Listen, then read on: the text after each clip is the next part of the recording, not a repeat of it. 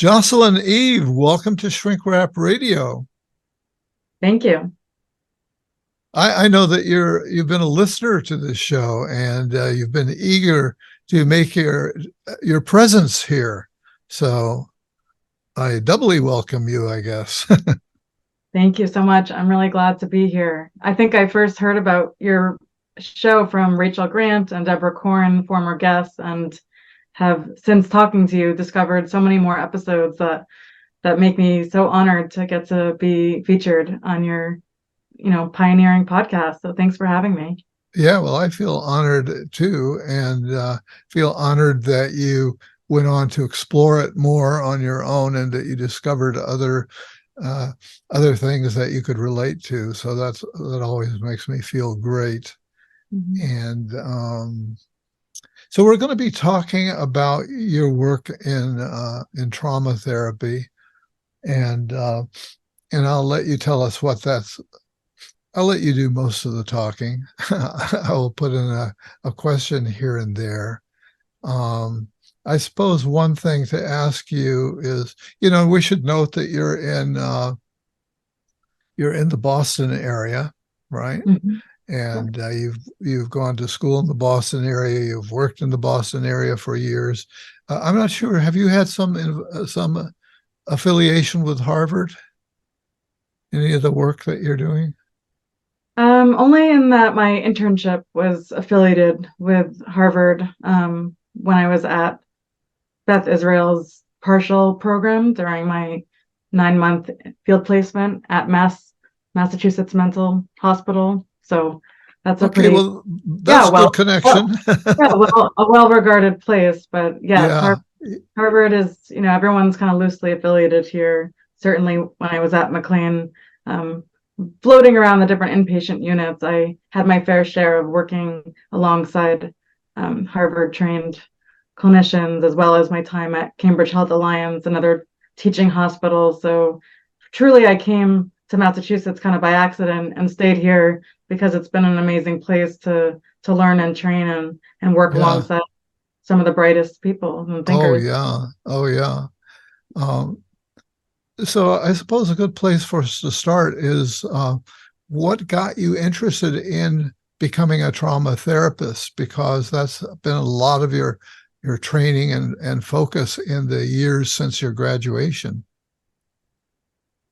Yeah, it's hard to locate exactly when it all began, but I think in preparing for our conversation, I was trying to figure out, what is my story of how I came into this field, and really it started with my childhood experiences, and I think it's very common when I talk to other group therapists, and especially social workers, that we came into the world, maybe more sensitive and maybe by nature empathic and a certain type of temperament, but through conditioning, through our experiences in our own families and communities and ecosystems, developed ways of being and existing and adapting to circumstances. So for me, I kind of most identify with early attachment trauma and other types of adversity. I kind of rank fairly high on the ACEs score. So it's been interesting as I've gotten older and continued my own healing work to realize even my own language and my own ability to locate and identify, make meaning of my story has shifted just as I've understood my own context. So that's a little bit about sort of how I found myself going to social work school. But I should also acknowledge my mother is a social worker. So she was an enormous influence on sort of my exposure to social issues as a child. Oh yeah. Wow. Yeah. So is she happy to have you in the field as a colleague? Absolutely. She's going to be the first one to listen to this interview. So Oh my goodness.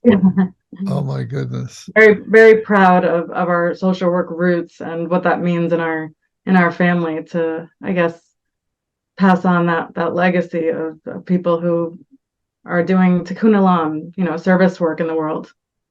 I think had I known about it, I might very well have gone into social work, because at the time that I decided that I wanted to be a therapist, basically you had to have a PhD, and that led to my, doing all the work and effort to do a PhD. And only years later was there master's level licensing, and then, and of course, in social work, there's a long history of sort of clinical social workers who are licensed therapists to do therapy.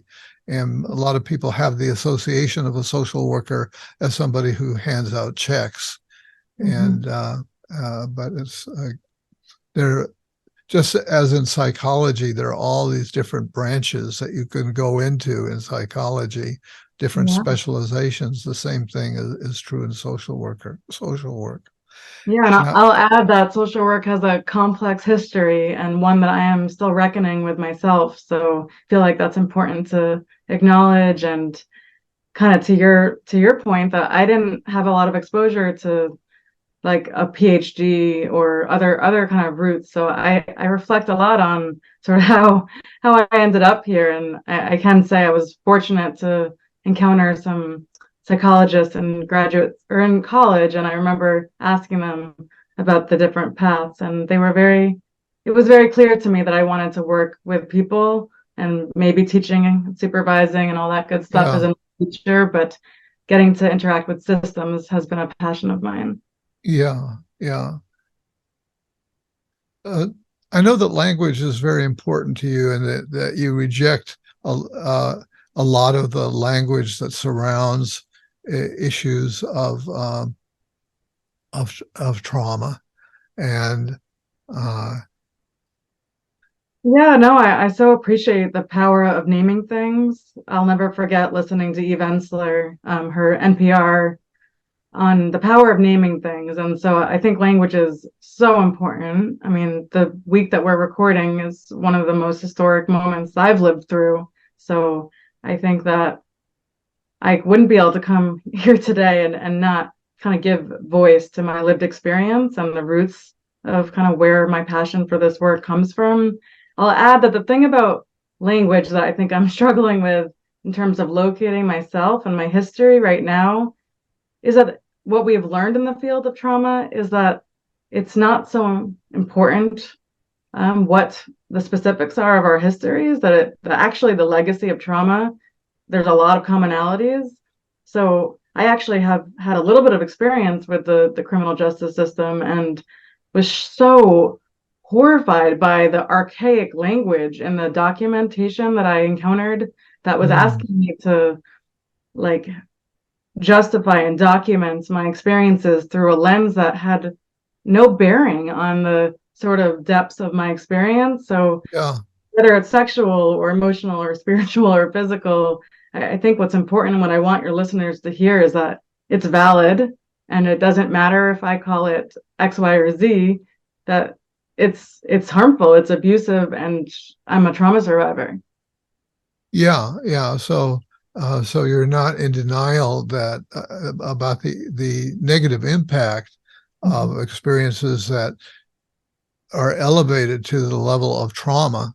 Mhm. And trauma is real, it exists in the world. And so uh how do we get into your story more, and the part that I know you, there's some things that you're really eager to get out there and share with the world. One is, I guess we should talk about group therapy, because I, I I know that you're planning to do a group therapy for men who have uh, who somehow have experienced trauma. Is that right?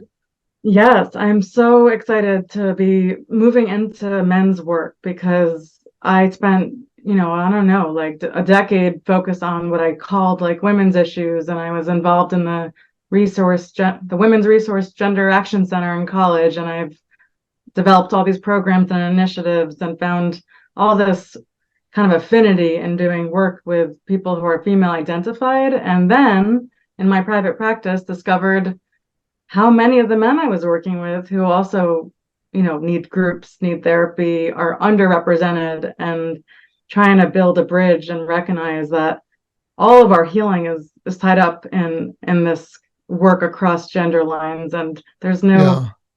there's no reason that at this point in time people are, yeah, not recognizing, I guess, the need to do outreach to male survivors. So I'll definitely talk more about sort of why I'm inspired to work with men, but that's a little bit to start. Yeah.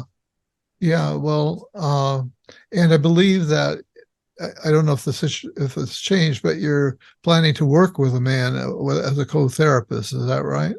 Hmm. I think that's a smart thing to do.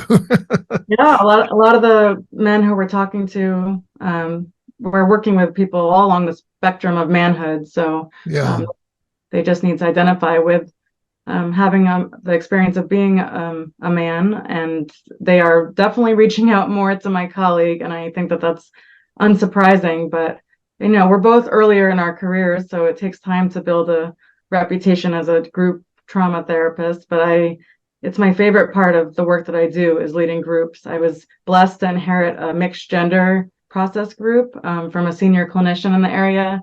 So for the past 2 years, I've already been leading a group with many male survivors in it, and they have so inspired me to kind of move in this direction. Well, that's great. I think I've shared with you that I've been in a men's group myself for, I've lost track, but probably somewhere between 20 and 30 years. And people have come and gone and have died, and we've gone through our own traumas in the group and so on. We fired a leader, became a leaderless group. So we've shared a lot and over the years. And I have to say it's been an important thing in my life, an important source of support.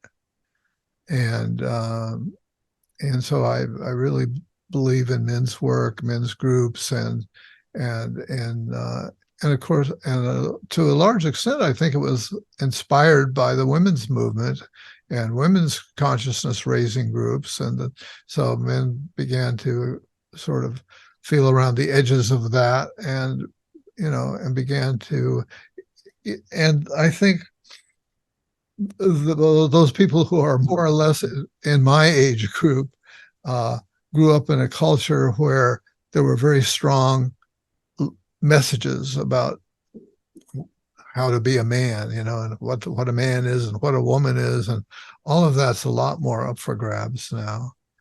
And so, but I want you to do the Yeah, talking. I can I, get carried I away here.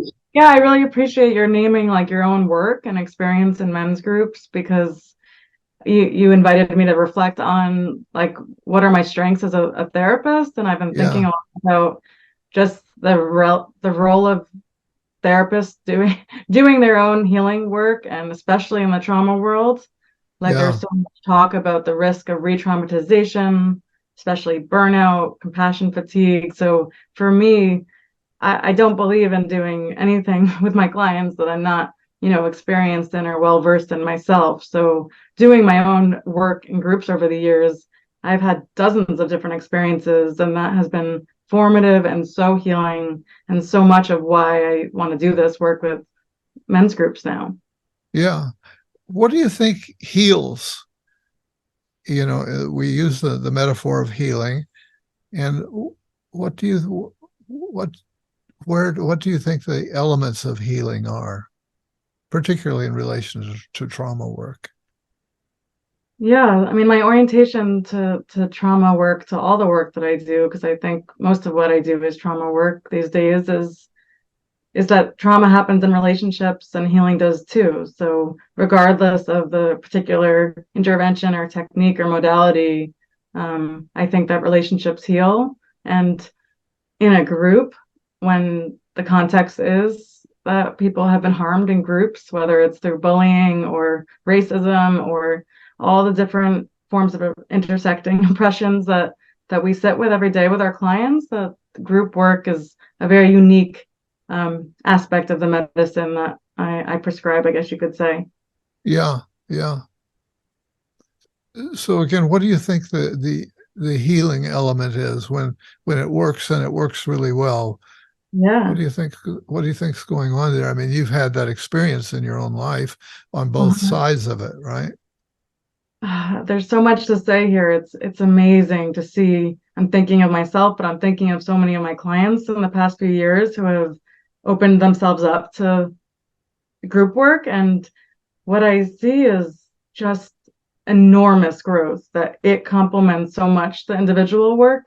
And obviously, it's a privilege to have access to therapy to be able to also maybe complement it with group work. So I don't minimize the expense and the reality that most people can't do both or have access to these types of healing spaces. But those who do, I mean, there are a lot of free ones as well that are important, and I'll be happy to share resources in the show notes for anyone listening. But I'd say that not being alone, normalizing, like you said, Yeah, the yeah, various yeah, experiences and traumas we go through, whether it's a leaderless group or not, that we see ourselves in others and they mirror both our strengths and also our struggles. And there are things that happen in groups that, yeah, they that can't happen in the dyad. yeah. Sometimes I think there's a lot of room for vicarious learning.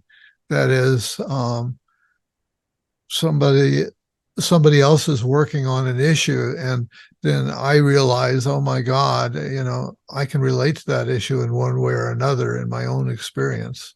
Mm-hmm. Yeah. And to have it, as you say, normalize, so realize, okay, this doesn't mean I'm a freak, Mm-hmm. and so to learn self-acceptance, which I think is a major thing, right? Precisely. And in the area, we are blessed to have McLean's mentalization based clinic. And I've been learning more about this type of therapy treatment. And the group focuses on people taking turns, kind of like a consultation group, hearing about their struggles with mentalizing. So that's not necessarily the type of groups that I run, but through process groups, which is my passion, there's a lot of that vicarious learning and recognizing yourself in another. So much of Yeah. also trauma is like what we didn't learn or what we didn't get. So having a corrective experience in a group where you get to, like you're saying, kind of witness and learn from other people who are also engaged in the courageous work of healing. Yeah, and you said a mentalization group, and that's a new concept for me. It makes me think of cognitive behavioral therapy, uh, which I think, for a long time, behaviorism didn't want to hear about that there was any kind of thought process going on. That was verboten, but it's really moved along so that the world of depth therapy and of the various depth therapies and approaches to cognitive therapy are much closer than I think we might realize. Yeah, I mean, a lot of them build off of each other, and I'm not an expert in that type of treatment, but I am seeing like the power of, yeah, behavioral modalities. I mean, I certainly believe and have had great experiences with DBT and CBT, and I think one thing I'm most proud of about the new group that we're developing is integrating the best of the best, so including Yeah, psychoeducation, including internal family systems. That it isn't the old model of like this is a psychodynamic process group and I'm going to assess, you're choosing to eat during group means that you're trying to self-soothe and analyze you. It's a lot more experiential, relational, and integrative of different types of modalities. yeah, yeah. Uh, so you have been a client in group therapy, which is one of the things that I wanted to talk to you about and to get your reflections on. Um, what are the biggest challenges that men face today, do you think? Uh, I mean, we're talking again during a time when I guess I can say personally, my partner is protesting right now as we speak in DC. So I am reflecting on, yeah, the role of the masculine and the role of men, and what are the biggest challenges. I'm thinking about our friends and family who are affected by by the war, and it makes me want to name maybe, yeah, the emotional struggles of the men, and the pressure to what it means to be a man, to stop crying, to Yeah. stop emoting, to grow up, to pull your bootstraps up, and what, yeah, I loved this documentary called The Mask You Live In. It's developed by the same producers of Misrepresentation, and it explores the narrow definition of masculinity and the harm that it causes boys and men. And Yeah. I've had so many conversations in the past week with men, about, yeah, what it was like to grow up in a Jewish family, or in a culture or a community where they didn't feel like there was space for them to be vulnerable. The same tears that a child comes home with from school, by regardless of their gender, are valid, and yet what the research shows is that parents and caregivers spend more time with the kind of female child who comes home with tears, and they spend 15 minutes talking to her, whereas the little boy is like, go play basketball and sweat it out. Yeah. So, Yeah. I think that the greatest challenge is unlearning toxic masculinity, the Me Too movement and the ongoing reckoning around consent culture, unlearning racism and white supremacy. I think these are major challenges that our men are struggling with.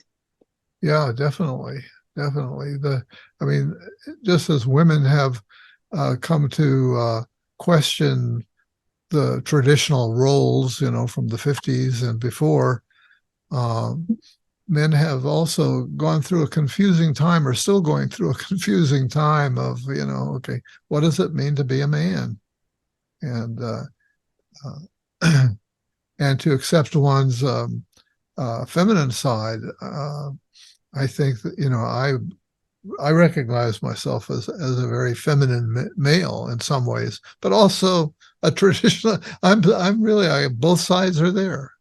Both Mm-hmm. sides are there. And as a parent, uh, I'm a parent of three sons and a daughter who are now grown. I have a son who's gay, and I am impressed by the courage that he had to come out, and that he trusted us, eventually to come out. He came out. There were hints early on, Mm-hmm. um, but we're very close now. And I recognize those things in myself. Had I come up in a different time, it could have been very different. Had I come up going to raves and psychedelics and all of that, where love was more freely expressed, Mm-hmm. uh, which he did come up with that. And I think that probably had a big influence on him. Yeah.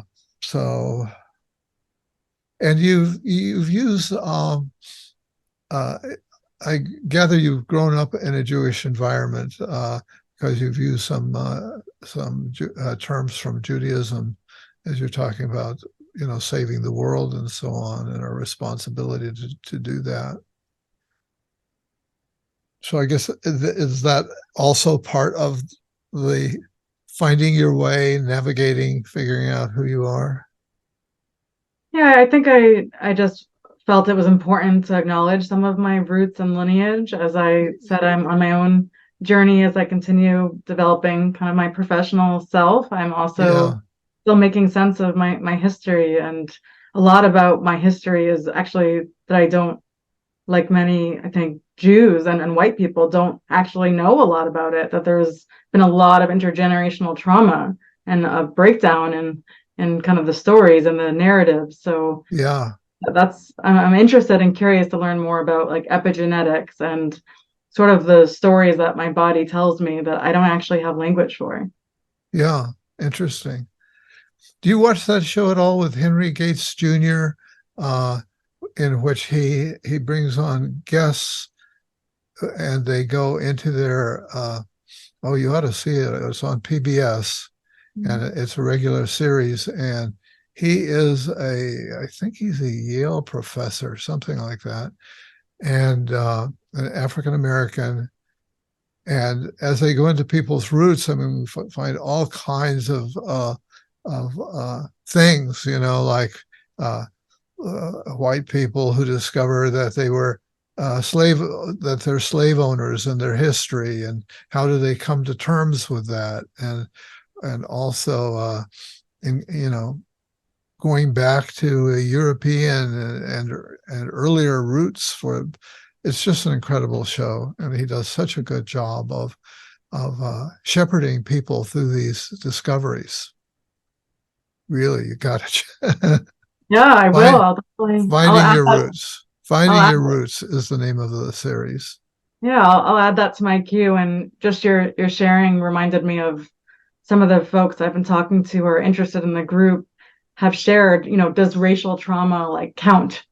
Like they see, our websites, or they see what maybe they think a men's group is about. And Yeah, it's yeah, been so interesting to like have these conversations about like, yeah, the overlap, but also being a white kind of leadership team with my colleague, Dr. Gladstone, to think about, what moment of time this is for people, the courage it takes to be struggling in your workplace, to be struggling in your families and your friends, and feel like marginalized racially during this time. So I'm especially interested, I guess, in to looking at like the the overlap, and how can we kind of foster a space where there's no type of trauma that's not valid, that everyone's experiences can bring something to the group. And that I was just so struck by that question of like, do I belong here?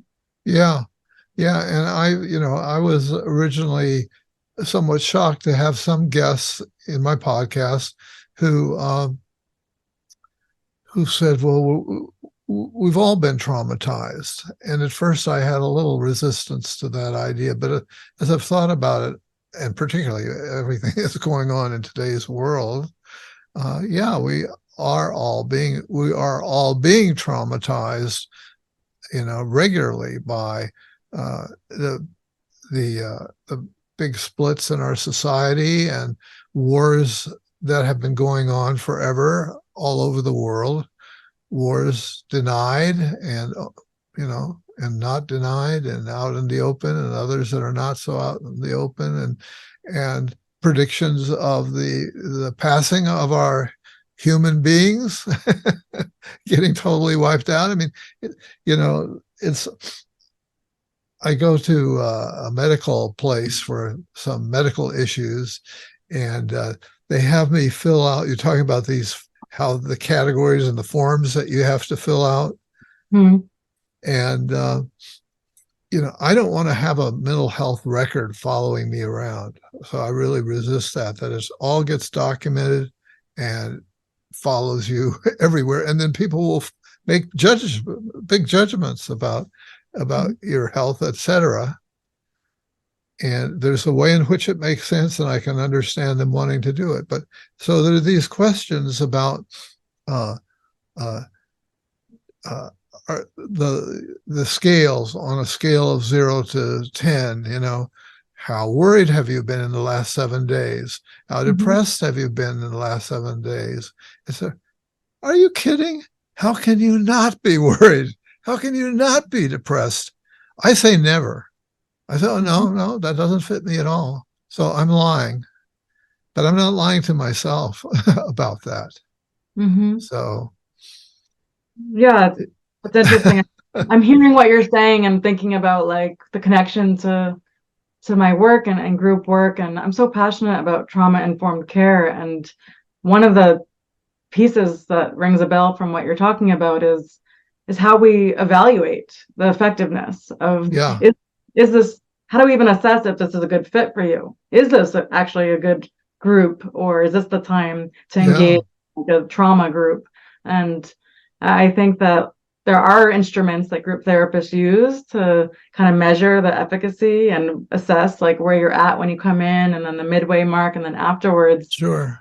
But I do think, to your point, like, yeah, there are so many circumstances and factors that are influencing us, that I often talk about self-reporting, and like, how do we as consumers, as clients, figure out what's useful about, like, there are great apps these days that can track our mood symptoms, and that some people find that really useful. So they're not kind of evaluating their progress, or their treatment by sort of what's happening in the latest headlines, but rather there is a real significance of measuring. And I think that that is another strength that I bring to the work, is like I really want to do what works.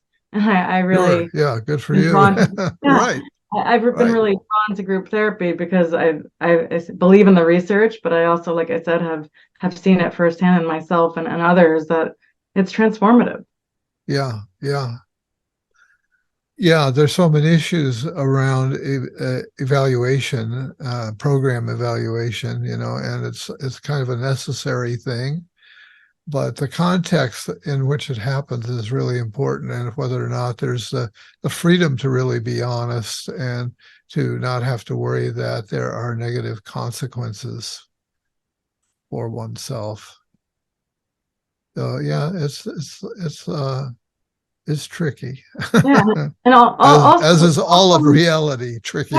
also relatedly, I think another part of trauma-informed care that I could underscore here is the importance of transparency, and that is, I think, quite different than maybe when you were going through training. That, like, I'm having conversations with clients, about payment up front, that there is the No Surprise Act. And the same Yeah, goes for mental health care. Nobody yeah, should be meeting with me or any provider and having no idea what the cost of that phone call or Zoom or intake is. That being right. transparent and being, giving people informed consent is very important. Yeah, yeah, yeah. So this, you talk about trauma-informed therapy, and the whole field of traumatology, if you will, has just gone through so many changes and has really evolved in major ways, and I'm really impressed by that. And I agree that uh, what was the term you used? The genetic term of the Epigenetics. epigenetic. Thank you. We're finding out that memories may be genetically transferred. And the part of me that's kind of a Jungian has long, you know, at least been open to that idea of racial memory, if you will, uh, or collective unconscious, collective memories somehow being transferred. And so there are bits of evidence from the scientific side that seem to echo and reinforce some of those ideas. And we do know that even if you don't go there, but that in families, trauma gets transformed by the stories that are told, by the attitudes that are taught, by the fears that are communicated. Yeah, I grew up, absolutely. as you may, I don't know which of my confessional episodes you've heard, but I grew up in a racially mixed family, Mhm. and in part there was a black component in my family, and so when I went south, to in as an undergraduate, and a friend invited me to go down there and to visit for a week or so. And I got sick, physically sick in the car. And I really felt like, oh, I was going into this super dark area and I did not know what was going to happen there. But this was a fear that I had learned in my family, parts of my family that had been traumatized by experiences in the South, and yet the the the realities of living in the South are so different and so complex, so much more nuanced than that. Mm. Yeah, I Really, I mean, want you to talk. but I'm I mean running off at the mouth here. that reflection though is so relevant, I think, to like what I'm talking about with that type of healing and processing and doing that in the context of a group where Yeah, only might people have their own kind of stories of growing up in mixed racial homes or kind of making sense of their past. Doing that in a group setting can be, I imagine that that's been helpful for you too, just to understand that experience as a kid can feel so confusing and isolating, and we don't obviously as children have language, or we don't necessarily get taught this stuff in kindergarten, how to make sense of our feelings and all right, the things that are taboo and not talked about, like right. like bodily autonomy, which is, I'm so happy and hopeful to say, becoming more kind of integrated into mainstream parenting books and education settings.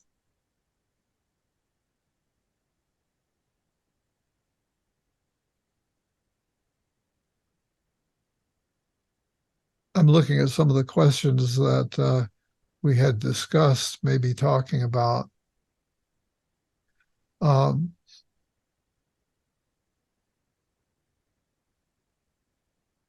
well, probably I should ask you, what have you not had a chance to say yet that you really wanted to get across?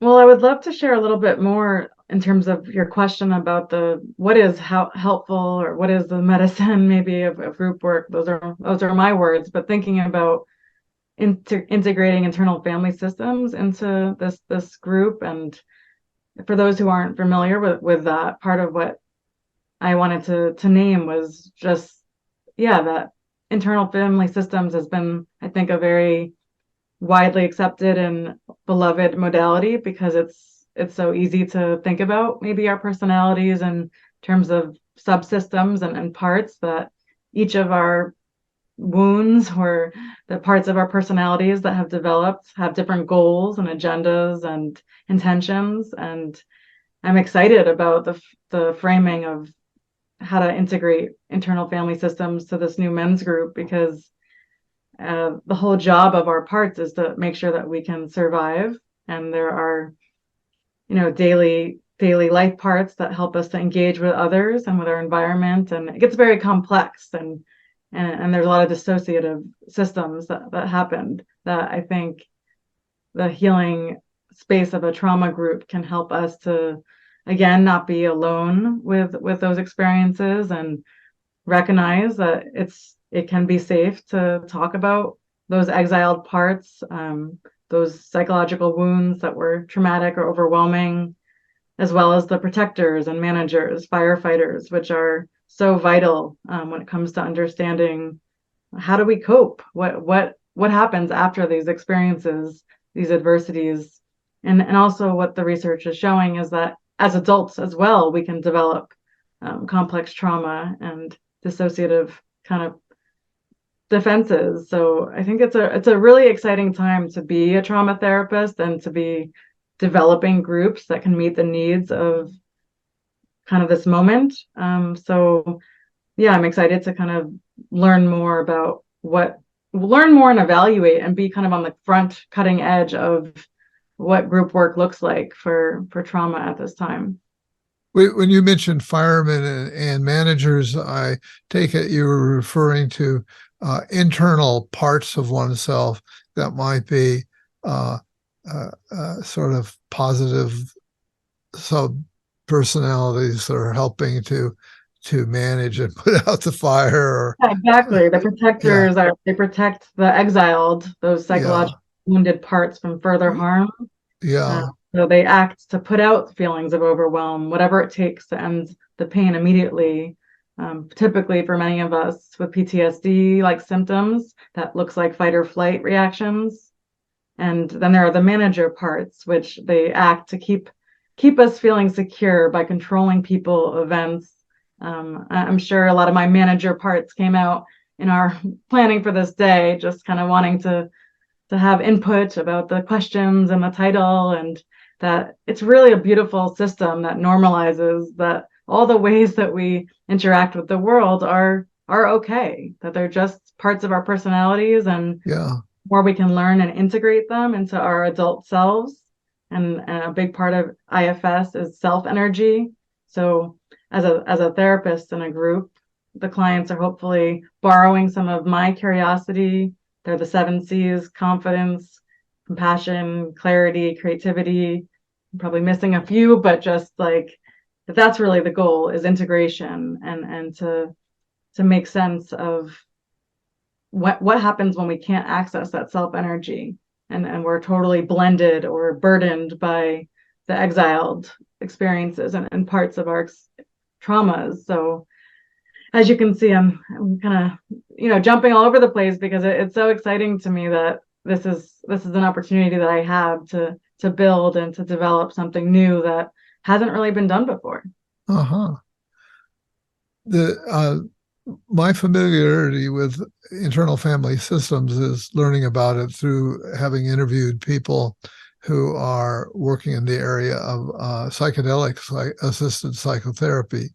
And that's one of the exciting developments to emerge in this whole new stew that's of approaches to uh, and when a person is uh, in a psychedelic space, they may experience these inner parts and may experience them directly. Presumably these, and there are a lot of different therapy systems that have hypothesized parts going all the way back to Freud and other analytic approaches. But so it's important to highlight that these components may be largely unconscious and unknown to the conscious personality, but in the psychedelic environment, they might come out and then they might be able to integrate those. Um, what are your thoughts about psychedelic assisted therapy, and is that an area that you have any experience with, or something, or a direction that you'd want to go in your own work? Yeah, I mean, another interesting part of being a trauma therapist at this time is the revolution of psychedelic assisted therapies, and that is definitely yeah, a point of learning for me that I'm discovering and seeing a lot of growth and potential in the field and amongst my clients and colleagues who are getting trained in ketamine assisted work. And it's so fascinating, especially as it relates to group dynamics and the ceremonial ritual aspects, that I Yeah, guess as a social justice minded person, I'm super excited about the reach and the accessibility issues. And right now it's not super accessible, but to kind of bring it back to the parts work, it's extraordinary, I guess, what people are finding is possible when they can access these types of plant medicines. So I think that kind of brings me back to like my commitment to learning and doing my own work, that I think I hope that that's something that comes across in this conversation, but also, in the groups and individual clients that I work with, is that I don't profess to know it all, and that I really pride myself on joining my clients. And I think a lot of psychedelic assisted therapies are also really emphasizing that sort of role of guide and facilitator, rather than like intruding on my client's experience with my agenda of what I think that we should talk about today, or what the topic of the right. group is this week. Like we have a structure and we have a plan and a vision, but the magic is in what emerges. That is also what I love most about group work, is that you don't know what's going to come out of anyone's mouth or what they're going to bring up that day. And it's very emergent. So I see a lot of potential in terms of maybe future offerings that relate to supporting folks who are integrating their psychedelic therapy. So I'm all for it. And there's a fantastic online conference going on this week or last week about psychedelics, with all the kind of greatest thought leaders and experts on this. So highly recommend to any listeners who haven't heard about that. Yeah. Speaking of resources, I wonder if do you have a website if people want to learn more about you or know about any groups that you have coming up, where would they go?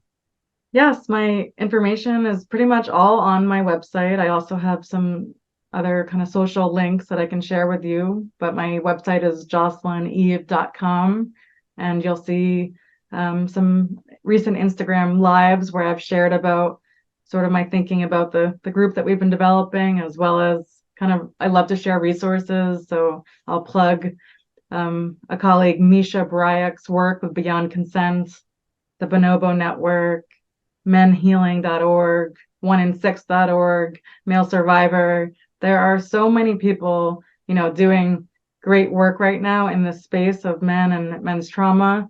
And it gives me a lot of hope and an inspiration to go forward at this really uncertain and scary moment. Yeah. Well, Jocelyn Eve, I think we've come to that place where we're winding things down. And so thank you for sharing these resources, and encourage people to follow up. Uh, and I really enjoy your energy and your enthusiasm. This place that you're opening up like a flower, and I can see you really relishing that experience. And so don't burn out. Keep on keeping on. And thank you for being my guest today on Shrink Rap Radio.